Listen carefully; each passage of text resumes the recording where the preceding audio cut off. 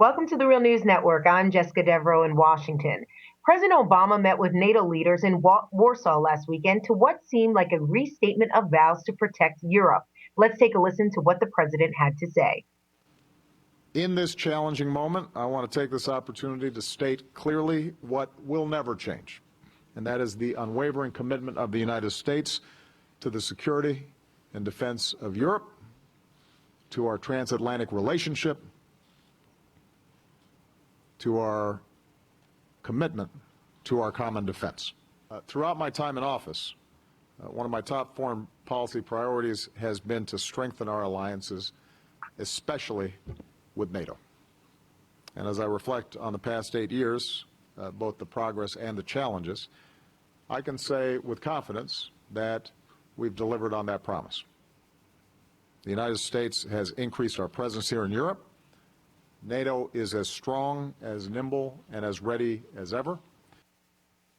So ready that the president will be sending 1,000 troops to Poland as one of 4 battalions that are being sent to countries bordering Russia.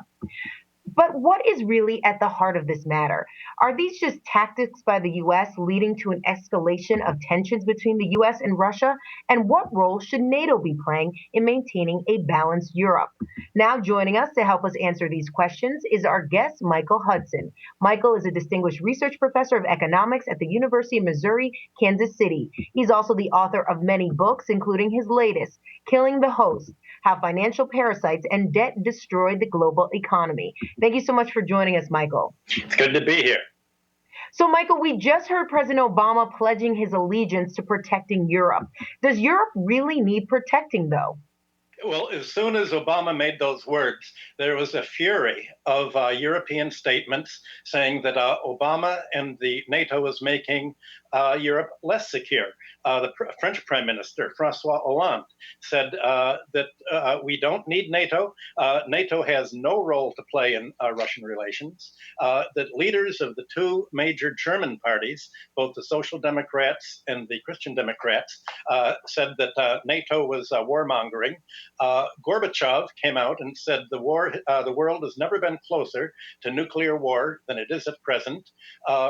William Perry, the former head of the Pentagon in the mid-90s, said that NATO is threatening and trying to provoke atomic war in Europe. And one of Russia's leading military strategists said, here's what the problem is. NATO wants to move bombers and atomic weapons right up to the border of Russia. That means that if they launch over us, we have only a few seconds to retaliate. President Putin, a little while ago, had given a speech saying Russia doesn't really have a land army. In fact, today, no country in the world, in the Northern Hemisphere at least, has a land army that can invade anywhere. Try to imagine America being invaded by Canada or by Mexico on its borders.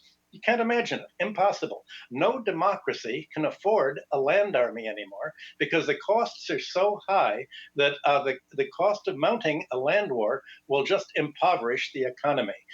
As a matter of fact, what NATO is trying to do is to goad Russia into building up an army so that it can undercut its economy by diverting more and more resources away from the economy towards the military. Russia's not falling for it. Putin said that Russia has no intention of mounting a land army. It is unthinkable that it could even want to invade the Baltics or Poland. What Putin did say, we have one means of retaliation, and that's atomic bombs. Atomic weapons are basically defensive. They're saying, we don't need an army anymore. Nor does any country need an army if they have an atomic weapon, because if you attack us, we'll wipe you out. And we'll be wiped out too, but you're never going to be able to conquer us. And no country really can conquer any other country. Russia can't conquer Europe. So that the effect, Putin and the Russian leaders have said, look, if they suppose that an American plane goes a little bit off, like it's always the ships try to provoke things. We don't know whether it's an atomic attack at all. We can't take a risk. If there's a little bit of a movement on against us, we're going to launch the hydrogen bombs, and there goes Berlin, Frankfurt, London, Manchester, Brussels.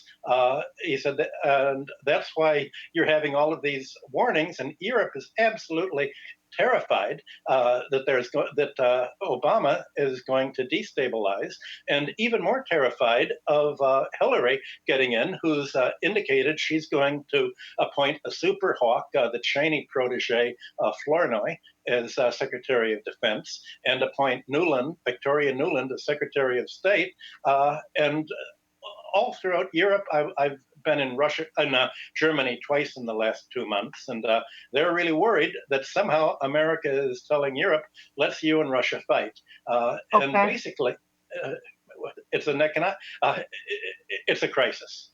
Okay, Michael, I want to get back to your point about how we're seeing this narrative develop about a potential nuclear war on the horizon. And it seems like it's quite real. This is not just, conjecture here. We have US and Russian military forces warning that a nuclear war is nearer than ever before. So let's talk about interest here. On either side, let's be as specific as possible and call a spade a spade. In whose interest is it really to keep up this narrative? Because I'm sure there are people not just in the United States that profit from this, but also in Russia. Can you speak to that? Well, one of the points made at the NATO meetings was NATO urged countries not to rely on Russian weaponry. There was an insistence by Obama that the NATO countries spend 2% of their GDP on NATO, on arms, mainly by buying arms from American military manufacturers, Raytheon, Boeing, and the others. Now, look at what's happening in Europe. It's not even growing 2% because of the austerity that's being imposed on it. So 2% is the entire annual economic growth in Europe.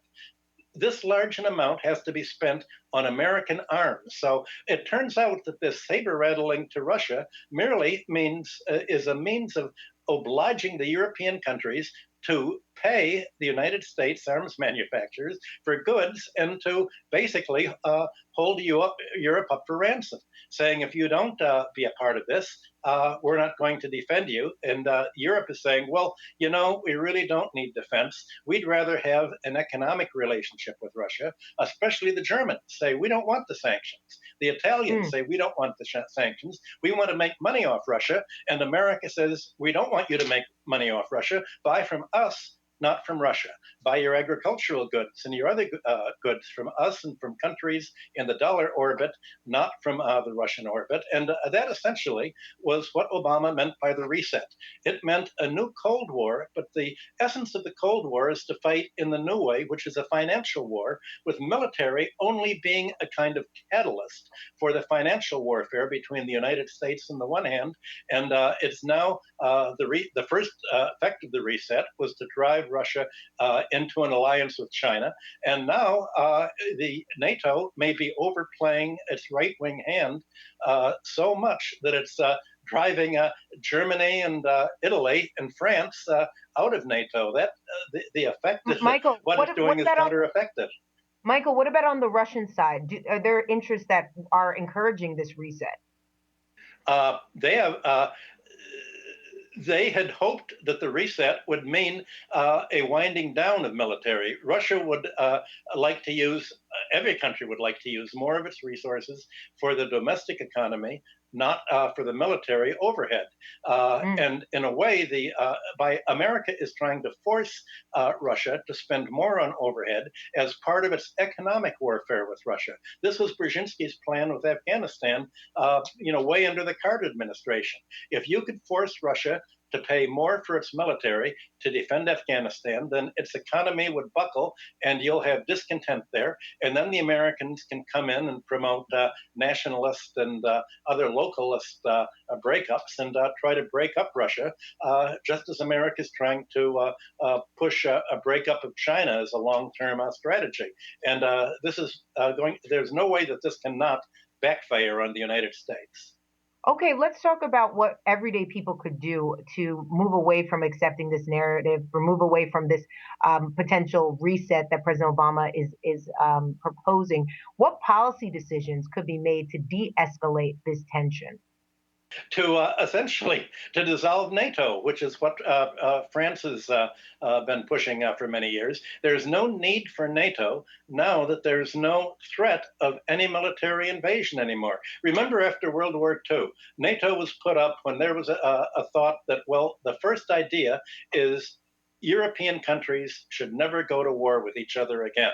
There will never be war between France, Germany, Italy. That's been solved. There's no way in which European countries will go to war. The second thing was, well, what if Russia would reinvade like it did when it fought against Hitler? Well, there's no danger of Russia invading anymore. In fact, in 1990, when the Soviet Union broke up, the Ukraine passed a resolution that it wanted to remain neutral and benefit from its sort of neutral pivot between Russia and Europe. And the United States put $5 billion into Ukraine and spurred a lot of nationalist revolution. And so it took the United States 20 years to turn that around and to somehow break up this neutrality. So the US strategy is to prevent neutrality. Europe's economic interest is to achieve neutrality with Russia and have economic unity so that there's as little chance of any confrontation with Russia in Europe as there is among the European countries themselves. All right, Michael Hudson, always a pleasure having you on the program. Thank you so much for being with us. Good to be here. And thank you for joining us on the Real News Network.